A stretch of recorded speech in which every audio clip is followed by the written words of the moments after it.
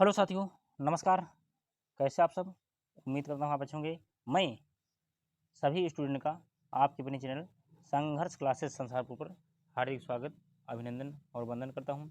इसी क्रम में साथियों, आज हम कक्षा 10 साइंस यानी विज्ञान के बारे में चर्चा करेंगे।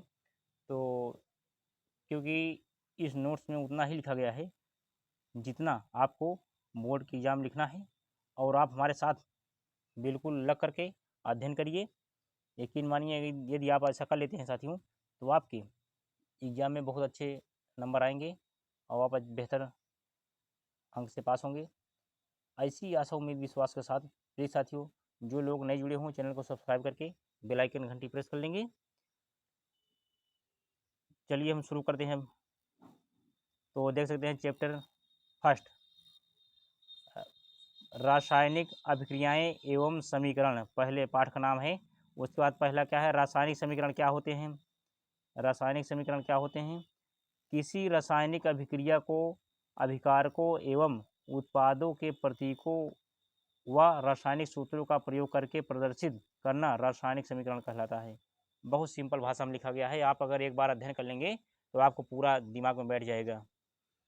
उसके बाद जैसे जिंक प्लस H2SO4, तो अभिक्रिया हुई, यानी जहाँ तीर लग जाती है समझो अभिक्रिया हो रही है वहाँ।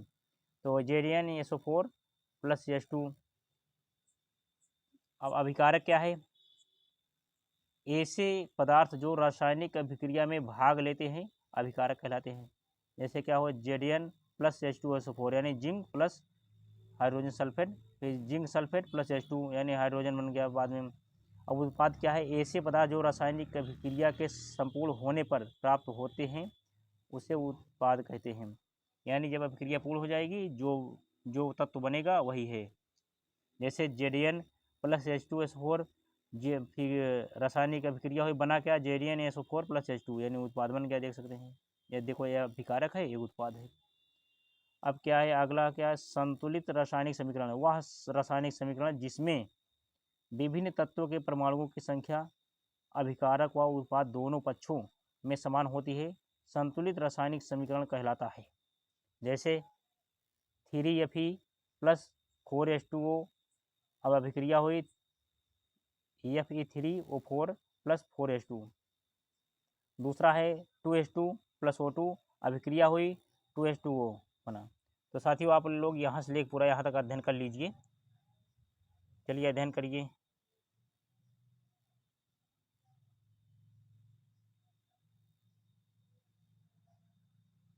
चलिए स्क्रीनशॉट लीजिए इसका।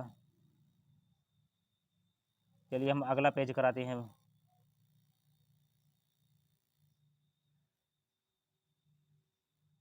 देखिए अब क्या है, रासायनिक अभिक्रियाओं के प्रकार। ये पूछा जाता है रासायनिक अभिक्रिया कितने प्रकार की होती हैं, तो आपको लिखना है। देखो, पहली रासायनिक अभिक्रिया संयोजन अभिक्रियाएं।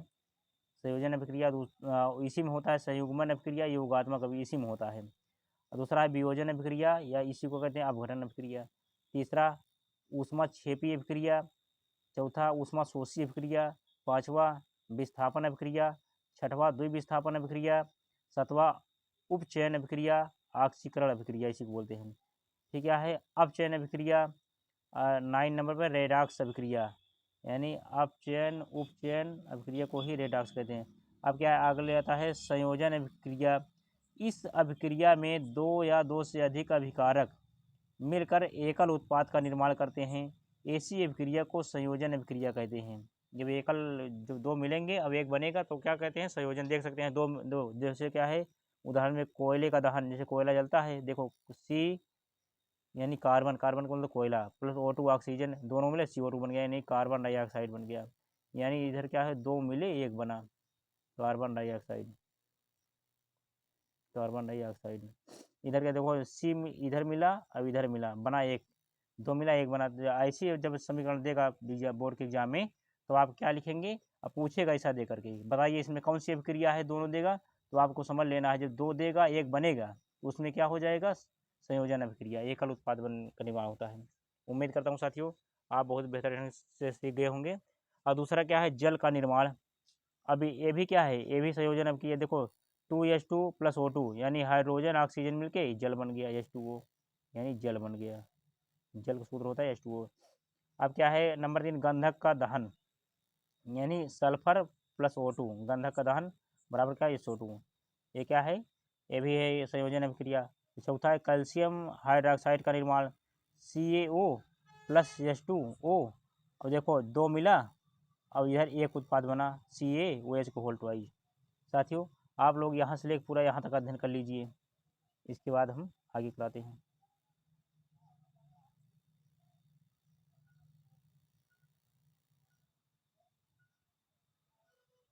अब देखिए वियोजन अभिक्रिया, वह रासायनिक जिसमें या वह अभिक्रिया जिसमें एकल अभिकारक टूटकर या एकल अभिकर्मक टूटकर 2 या 2 से अधिक उत्पाद बनाता है उसे वियोजन अभिक्रिया कहते हैं। जैसे फेरस सल्फेट की वियोजन अभिक्रिया क्या है, देखो 2FeSO4 अभिक्रिया हुई, फिर क्या हुई Fe2O3 plus SO2 plus SO3 हो गया। उसका कैल्शियम कार्बोनेट की वियोजन अभिक्रिया CaCO3 फिर CaO प्लस CO2, क्योंकि इधर दोनों बैलेंस बराबर हो गए। अब CaO प्लस CO3, देखो 3 O इधर है 3 O इधर है। अब देखो CaCO3 का होता है क्या, कैल्शियम कार्बोनेट, कैल्शियम कार्बोनेट इसका मतलब रासायनिक सूत्र होता है क्या CaCO3, इसी को संगमरमर बोलते हैं, संगमरमर। अब नंबर 3 है सिल्वर ब्रोमाइड, भी एक प्रकार की वियोजन अभिक्रिया है। जैसे 2AgBr इसका रासायनिक अभिक्रिया हुई, रिएक्शन 2Ag प्लस Br2। इस अभिक्रिया का उपयोग श्याम श्वेत फोटोग्राफी में किया जाता है। श्याम श्वेत फोटोग्राफी मतलब ये ब्लैक एंड वाइट फोटो होती है, उसमें इसका प्रयोग किया जाता है सिल्वर ब्रोमाइड का। पूछा जाता है एग्जाम में कि फोटो में किसका प्रयोग किया जाता है ब्लैक एंड वाइट में, तो सिल्वर ब्रोमाइड का। अब क्या है अगला, ऊष्मा क्षेपी अभिक्रिया, वह अभिक्रिया जिसमें ऊष्मा ऊर्जा के रूप में उत्सर्जित होती है उसे ऊष्मा क्षेपी अभिक्रिया कहते हैं। उदाहरण जैसे CH4 plus 2O2 CO2 2H2O ऊर्जा, यानी CH4 का मेथेन गैस होती है वही। अब अगला क्या है नंबर 2, श्वसन एक ऊष्मा क्षेपी अभिक्रिया है।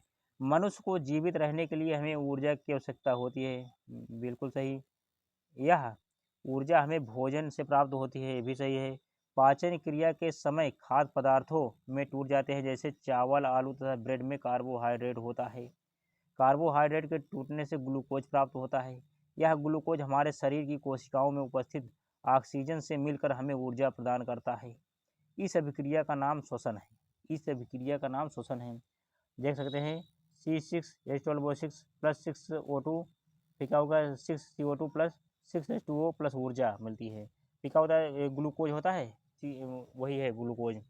अब आगे क्या है नंबर 3, साग सब्जियों का विघटित होकर कंपोस्ट बनना भी ऊष्मा क्षेपी अभिक्रिया का उदाहरण है। अब जाए साथियों आगे देखिए, यहाँ तक अध्ययन कर लीजिए आप।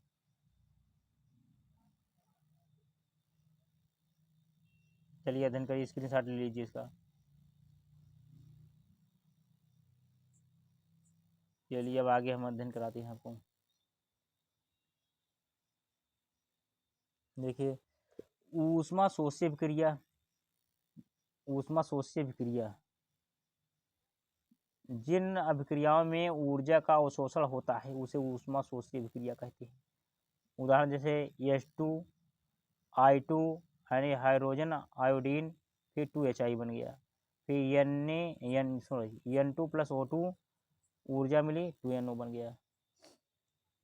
अब क्या हो जाएगा, अगला है विस्थापन अभिक्रिया, ऐसी अभिक्रिया जिसमें किसी यौगिक के अणु के किसी एक परमाणु अथवा समूह के स्थान पर कोई दूसरा परमाणु अथवा समूह आ जाता है तो विस्थापन अभिक्रिया कहलाती है। जैसे कोई आदमी है सीट पे बैठा और उसके बाद कोई आदमी और आगे बैठ गया, तो वही है इसमें देखो। अब क्या है Zn, अब क्या है ZnCO4 यानी जिंक कॉपर सल्फेट, Zn विस्थापन। अभी देखो क्या है Zn ये सब, देखो इधर क्या है Zn यहाँ है, और SO4 देखो लास्ट वाला जो है इसी में शिफ्ट हो गया पहला। अब उसके बाद फिर कॉपर बचा, कॉपर यहाँ आ गया। और इसी तरह भी Fe+CuSO4 यानी लोहा प्लस कॉपर सल्फेट, तो FeSO4 फेरस सल्फेट एंड क्या हुआ ना, कॉपर बन गया। अब क्या होता है द्विविस्थापन अभिक्रिया क्या है? वे अभिक्रियाएं जिनमें अभिकारकों के बीच आयनों का आदान प्रदान होता है द्विविस्थापन अभिक्रिया कहलाती हैं। जैसे क्या होता है द्विविस्थापन, जैसे इसमें आदान प्रदान, जैसे क्या है Na2SO4 sodium sulphate plus BaCl2, उसके बाद फिर beryllium chloride plus BaSO4 beryllium sulphate, उसके बाद 2NaCl यानी नमक बन गया, नमक खाने वाला नमक, NaCl नमक होता है शुद्ध। तो अभिक्रिया हुई, देखो BaCl2 देखो लास्ट वाला था, लास्ट में देखो पहले आ गया, SO4 देखो यहाँ से यहाँ आ गया, और उसके बाद Na2 पहले था, लास्ट में देखो चला गया है।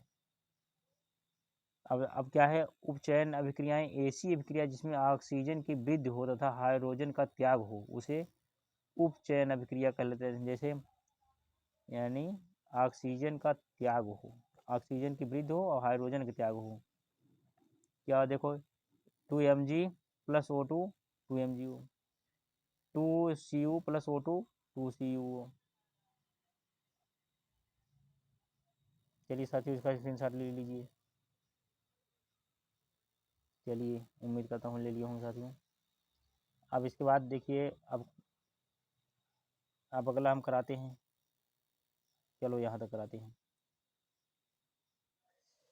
देखो अपचयन अभिक्रिया, ऐसी अभिक्रिया जिसमें हाइड्रोजन की वृद्धि हो तथा ऑक्सीजन का त्याग हो उसे अपचयन अभिक्रिया कहते हैं। आप देख ही चुके हो पहले। अब क्या है रेडॉक्स अभिक्रियाएं, अपचयन अभिक्रिया चलो इसको उदाहरण देख लो, CuO plus H2 Cu plus H2O यानी जल बन गया। अब रेडॉक्स अभिक्रिया, जिन रासायनिक अभिक्रियाओं में उपचयन तथा अपचयन अभिक्रियाएं साथ साथ होती हैं रेडॉक्स अभिक्रियाएं, यानी जब उपचयन अपचयन साथ हों तब रेडॉक्स अभिक्रिया होती है। जैसे Cu देखो CuO प्लस H2 देखो Cu H2O बन गया। अब क्या है दैनिक जीवन में उपचयन अभिक्रियाओं के प्रभाव, संक्षारण क्या है संक्षारण, जब कोई धातु अपने आसपास अम्ल आर्द्रता आज के संपर्क में आती है तब ये संक्षारित होती है। इस प्रक्रिया को संक्षारण कहते हैं। जैसे चांदी के ऊपर काली परत, तांबे के ऊपर हरी परत चढ़ना, लोहे पर जंग का लगना। जैसे लोहा पर जंग लग गया तो क्या होता है लोहा नष्ट हो जाएगा, इसलिए जंग से बचाना चाहिए, लोहा पे जो है पेंट कर देना चाहिए। संक्षारण के बचाने के उपाय भी पूछता है एग्जाम में, तो वहाँ लिख देना है कि पेंट करके, तेल लगा करके। अब विकृत गंधिता क्या है, तेल व वसा के उपचयित हो जाने पर ये विकृत गंधी हो जाते हैं तथा इनकी गंध व स्वाद में परिवर्तन हो जाता है। इनमें प्रतिऑक्सीकारक मिलकर अथवा भोज्य पदार्थों को निर्वातित पात्रों में रखकर अथवा इनमें नाइट्रोजन प्रवाहित करके इस प्रक्रिया को रोका जा सकता है। उदाहरण क्या है आलू की चिप्स की थैलियों में नाइट्रोजन प्रवाहित करके इन्हें उपचयित होने से बचाया जा सकता है। जैसे आप देख सकते हैं मार्केट में हल्दीराम वाला है चिप्स बेचता है तो हल्दीराम में क्या होता है उसमें जो कूलर रहता है नाइट्रोजन गैस भर दी जाती है ताकि चिप्स जो है ख़राब नहीं होती। तो इस तरह से नाइट्रोजन का उपयोग करते हैं साथियों। तो आप लोग इसका स्क्रीनशॉट ले लीजिए। और नाइट्रोजन के भर जाने से कोई प्रोडक्ट अंदर ख़राब नहीं होता, चाहे जितने दिन तक रखा रहे वो ख़राब नहीं होगा, नाइट्रोजन के काम है। तो साथियों इस चैप्टर में बस इतना ही, तो अगला चैप्टर हम आपको प्रोवाइड कराएंगे, तो आप लोग यहाँ तक अध्ययन कर लीजिए। आप लोग इतनी देर से जुड़े रहे इसके लिए बहुत बहुत आभार, धन्यवाद, थैंक यू।